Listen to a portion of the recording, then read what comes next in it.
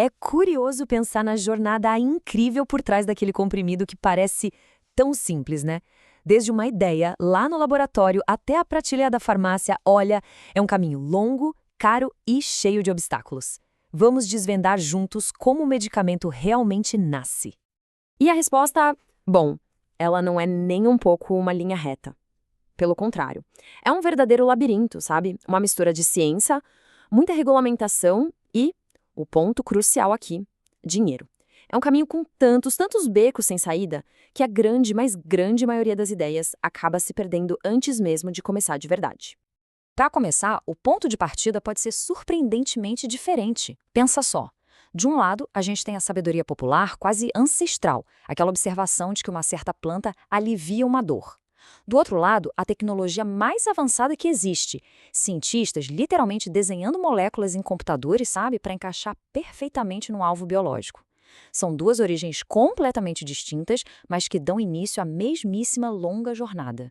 E olha só que interessante. Não importa de onde veio a ideia, pode ter vindo de uma planta milenar ou de um supercomputador de última geração. Antes de qualquer teste científico sequer começar, toda molécula que parece promissora tem que enfrentar um filtro, e é um filtro implacável. E o mais curioso é que ele não tem nada a ver com biologia, mas sim tudo a ver com dinheiro.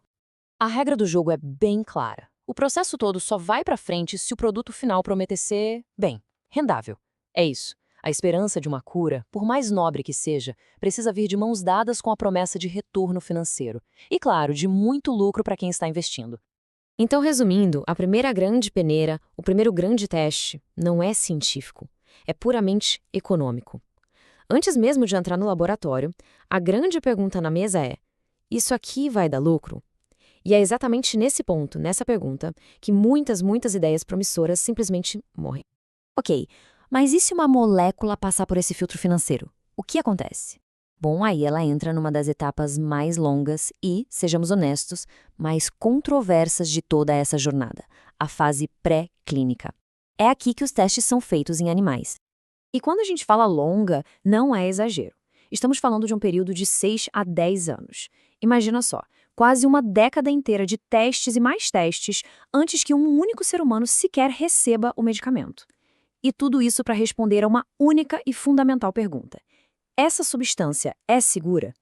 E quem são os testados? A variedade é enorme. A gente está falando desde camundongos e ratos, passando por porquinhos da Índia, cães, porcos, até chegar em primatas como os macacos. Cada uma dessas espécies funciona como um modelo biológico diferente, sabe? E isso ajuda os cientistas a tentar prever como aquele medicamento vai se comportar no corpo humano. Mas o objetivo aqui vai muito além de só testar se a substância é tóxica ou não. Os cientistas investigam os efeitos na gestação, no desenvolvimento dos filhotes e, o que é mais incrível, eles chegam a analisar até 3 gerações seguintes. Tudo isso em busca de qualquer anomalia, qualquer sinal de um dano que possa aparecer a longo prazo. É uma busca realmente exaustiva. Tá, mas e o que acontece quando essa etapa falha? Essa é uma pergunta com um peso assim gigantesco. Porque a história, infelizmente, já nos ensinou da pior maneira possível o que acontece quando algo dá errado aqui. O exemplo mais trágico e mais conhecido é o da talidomida. Justamente por não ter sido testada da forma correta em primatas grávidas, essa substância acabou causando um defeito de nascença terrível, a focomélia, em milhares e milhares de bebês. Foi uma tragédia que mudou para sempre o nível de rigor dos testes pré-clínicos no mundo inteiro. Pois bem, apenas depois de superar essa barreira super rigorosa de segurança nos testes em animais, só aí uma molécula finalmente ganha o direito de ser testada em seres humanos. É nesse ponto que começam as famosas fases clínicas. São 4 fases no total, e cada uma delas tem um objetivo bem específico, responde a uma pergunta diferente. A fase 1, basicamente, quer saber: isso é seguro em humanos saudáveis?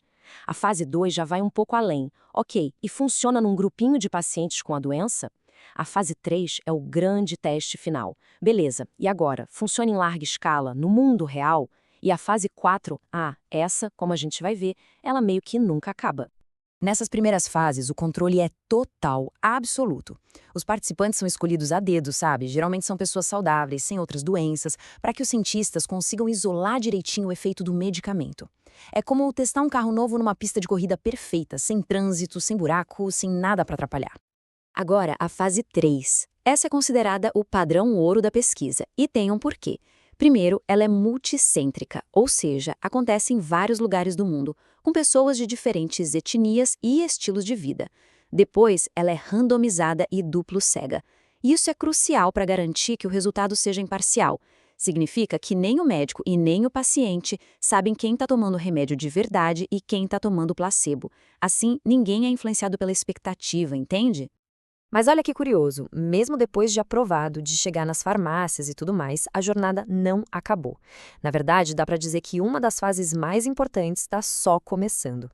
E a razão para isso é bem simples. Pensa bem, os testes clínicos são um ambiente super controlado, quase uma bolha. Já o mundo real, bom, o mundo real é bem mais caótico, né? Agora qualquer pessoa, com qualquer outra doença, tomando qualquer outro remédio junto, pode usar o novo medicamento. É nesse cenário totalmente imprevisível que aqueles efeitos colaterais mais raros podem começar a aparecer.